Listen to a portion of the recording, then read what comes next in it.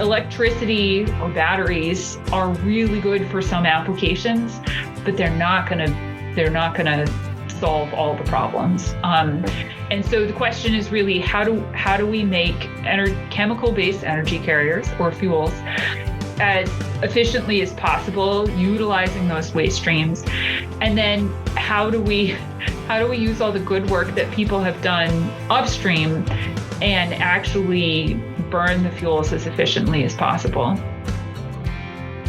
Welcome to Growing Impact, a podcast by the Institutes of Energy and the Environment at Penn State.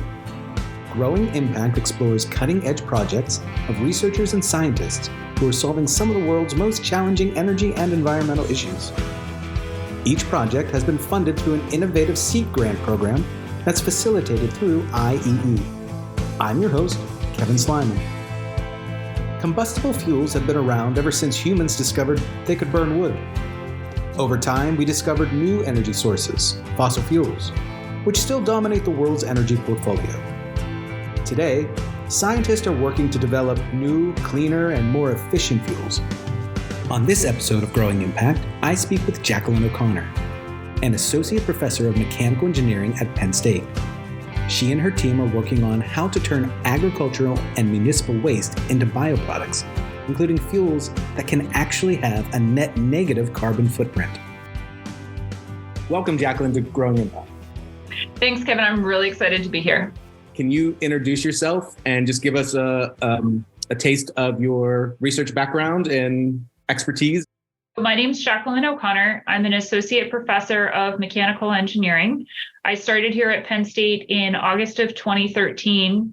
Before coming here, I did a PhD at Georgia Tech and then was a postdoctoral researcher at Sandia National Labs for a little while, and then came here to Penn State. So this is my 10th year at the university. My background is in engine combustion. So I did my PhD in gas turbines, in this phenomenon that like 50 people on planet Earth really care about, called thermoacoustics. It's the interaction between flames and sound. But I've always really been motivated to study engine combustion because that's sort of the source of the emissions problem.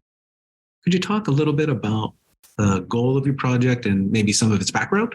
The current project that I'm working on now is looking at combustion characteristics of hydrochars. These are solid alternative fuels that have been proposed for a replacement for coal in applications where it's useful to have a solid fuel, either because of transport limitations or because you want a fuel that radiates. A lot of industrial processes either rely on the chemistry of the hydrocarbon fuel or just need a fuel that produces a crazy amount of heat, both in terms of high temperature and in terms of radiation. And that's where solid fuels can be really useful. But we like to replace coal, and these hydrochars, depending on how you make them and how you source them, can actually be a net negative carbon source of fuel. This seed grant is a collaboration between myself doing the experiments, Dr. Jonathan Matthews, who is a professor of energy and mineral engineering here at Penn State. He has a really amazing simulation tool that we're going to be using, or that we are using. And then we have a collaborator at Cornell, my good friend Jillian Goldfarb, and she's the one who's actually making the fuels. What are some challenges that need to be addressed for biofuel products?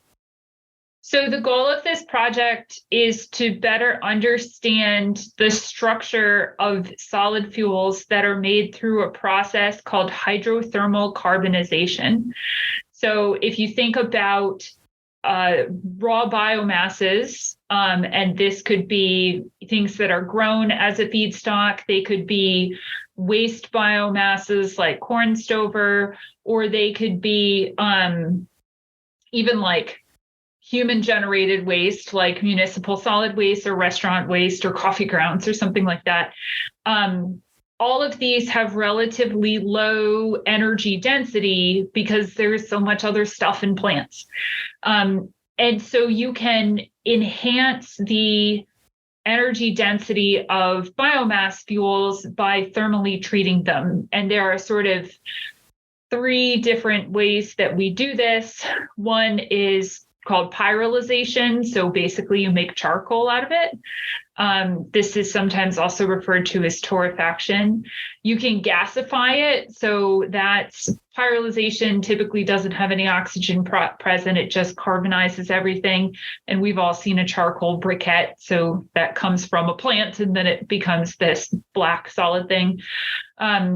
You can gasify it, which is a really good way to get like the hydrogen and smaller molecules out of it. Or you can use a process called hydrothermal carbonization, where you're taking the process that the earth used to make coal, but you're speeding it up in a laboratory over a couple hours. So you put this stuff in water at high pressures and sort of moderate temperatures, right near where water becomes a supercritical fluid. And water's a really weird fluid to start out with. And near its supercritical point, it gets even weirder. It becomes a really great solvent. And it allows all these carbonization reactions to occur that wouldn't occur in a highly polarized water environment at regular temperatures and pressures. So with a few surprisingly cheap catalysts, no rare earth metals or anything, you can get really high value, high energy density products out of this process in a few hours with a relatively low energy input. What affects how these fuels turn out? Depending on the input stream and how you cook it, basically, you can get really different structure. There are two sort of parts to these fuels. There's the main carbon char, and then there's these little globules that end up on the outside, and they have really different chemical composition. We think they're going to ignite really differently, and so we're trying to understand them. So that's sort of the context of the larger project. The project specifically for the seed grant, right now, I have this ongoing collaboration with my wonderful colleague at Cornell, Jillian Goldfarb. She makes the fuel and then I burn it. It's a great friendship. We actually met at like a wine and cheese night and we were just talking. And so we were friends and then we figured out what each other did. And it was like, oh, we should work together. This is perfect. But Jonathan Matthews is the other part of this. And he has a really neat technique to model carbonized materials. He's traditionally used it for coal, but wants to extend it for these biomass-based chars. And what we're really interested in is what their structure is and how gas can get in and out of that structure. The first step in burning any solid, or carbonaceous solid, I should say, is that it kind of off gases. If you've ever sat in front of a fire, like a campfire, you can hear it kind of hiss and pop. Those are gases escaping from the wood itself in a process called devolatilization. So those volatile gases are actually what's burning first. And the ease with which char can devolatilize is probably the biggest controlling timescale for how fast it's going to burn, how complete it's going to burn, what its emissions are going to be. And so we want to better understand the actual structure so we can better understand our experimental data and when we measure things like ignition delay time. How do Jonathan's models assist in this process? The cool thing about these models is that he can take images from transmission electron microscopy and actually read the image and understand the structure using some really advanced image analysis tools, and then turn that into a molecular model of the char itself. So he can put the gaps in, he can put in all those internal passages where the gas is going to escape. And then we can look at we can look at the structure, and he's actually done some work previously to start to calculate how you would predict these devolatilization rates from understanding the structure. So the C grant is really providing us funding to do two things. And for my group, this is all totally new. And for Jonathan's group, this is an extension of a tool that they already have. We'll be doing the microscopy. So we've never done microscopy before. My grad students learning how to use all these machines at the MCL, which is excellent.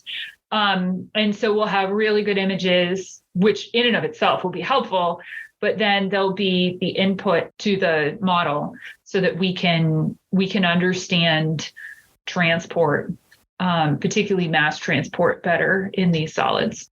Are you finding that, so Jillian's work to either Jonathan's or yours, and then yours and Jonathan's, are they then feeding back and forth to each other? Like you learn something and then that goes back to Jillian and she thinks about a new way to build, to create the fuel or the bioproduct. Are you informing one another back and forth essentially?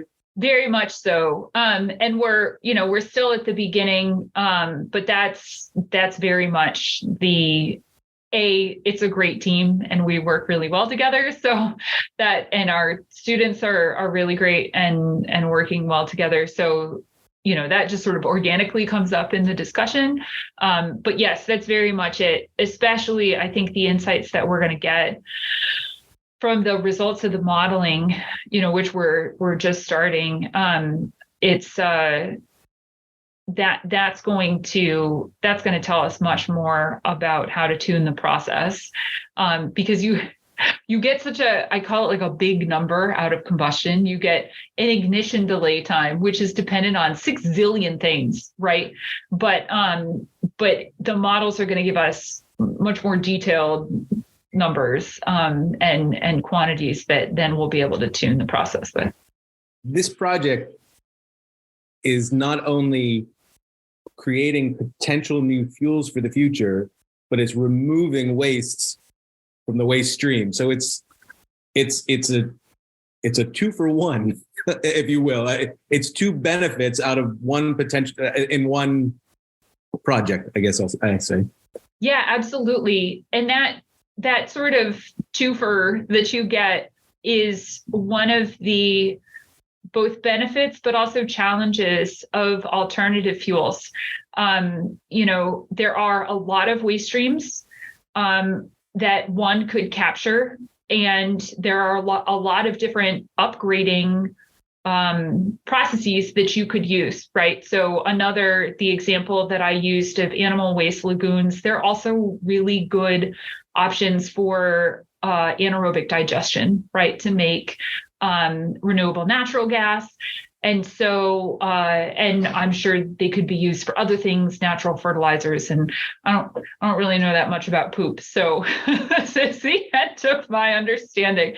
But what I do know, right, there are a lot of different ways that you could use these waste streams. And so one of the challenges of alternative fuels that we're not tackling in this grant, but I certainly think about, in motivating the work that I do is, yes, you have all these waste streams, but they have a lot of different ways that they could be used.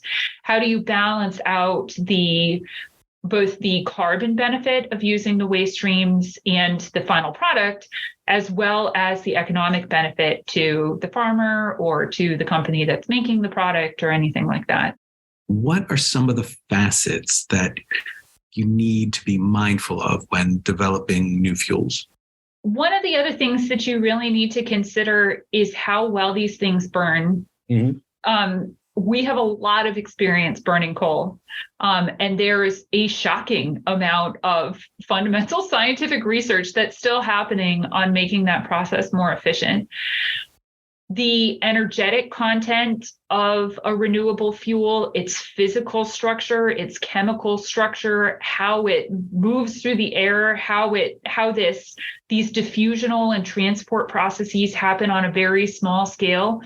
All of these can have large scale effects on the operability and performance of a big furnace system that would, or a boiler system that would actually burn these fuels.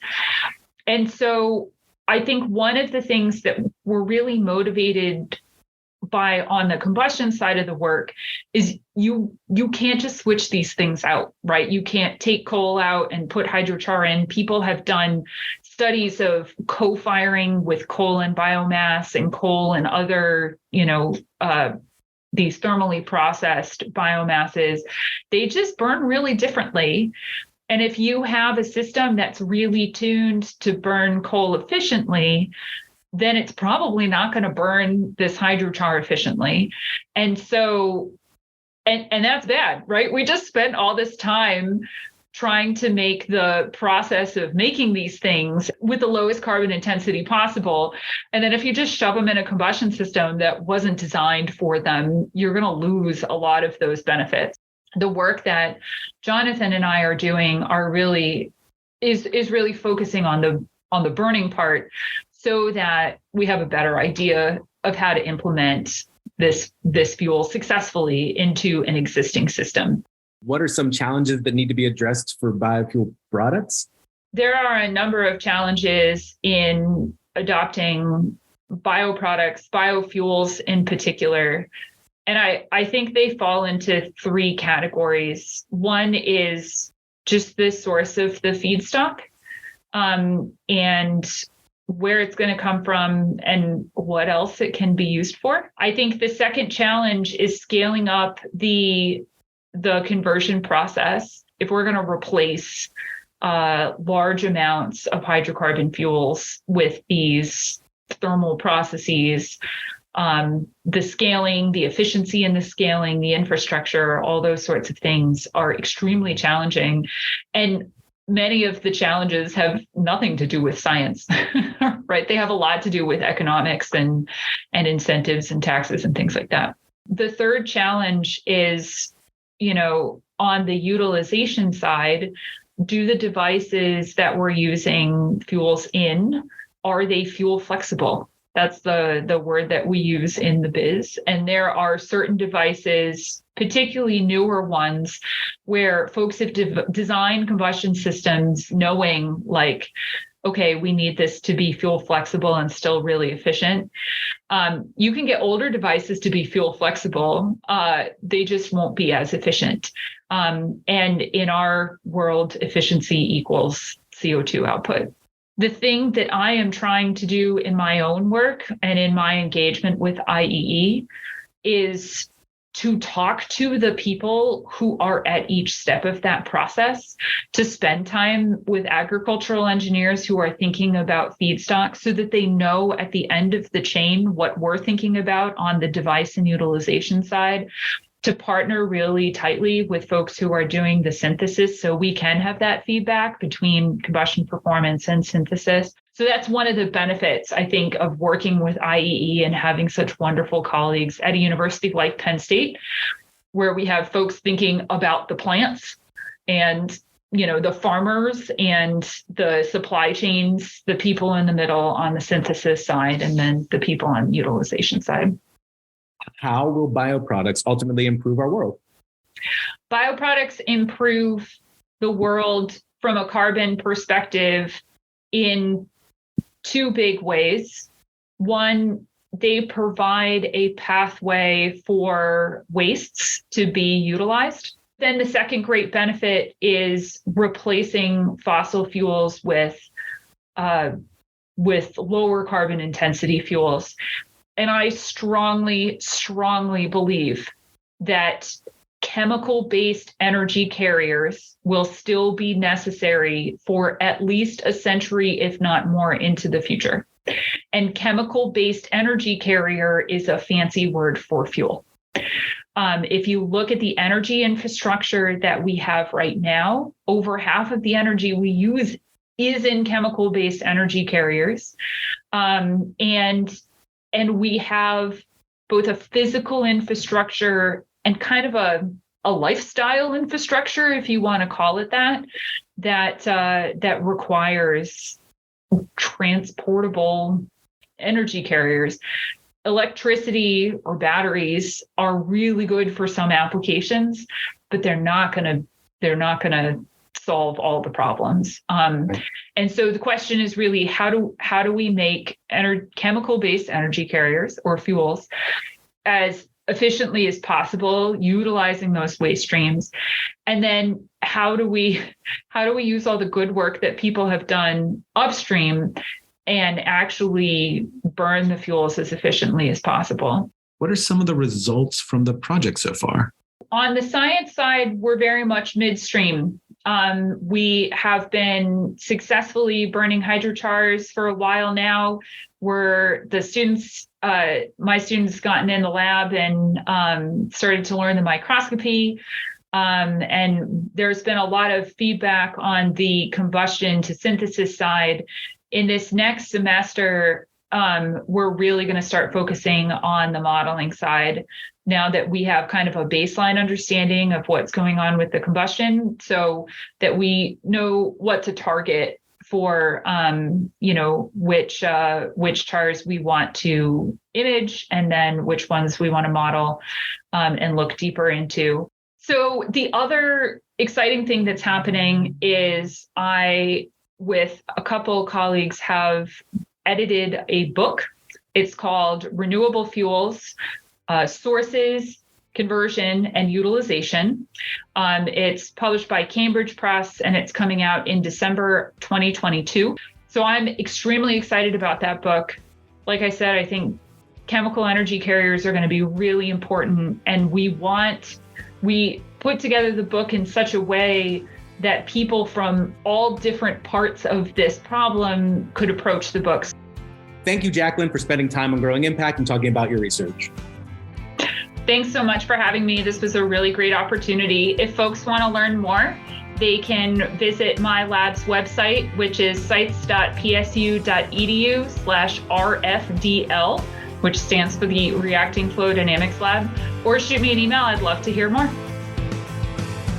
This has been Season 3, Episode 6 of Growing Impact. To learn more about IEE and to hear previous episodes, read podcast transcripts, and to see related graphics from Growing Impact episodes, please visit iee.psu.edu/podcast. Thank you for listening.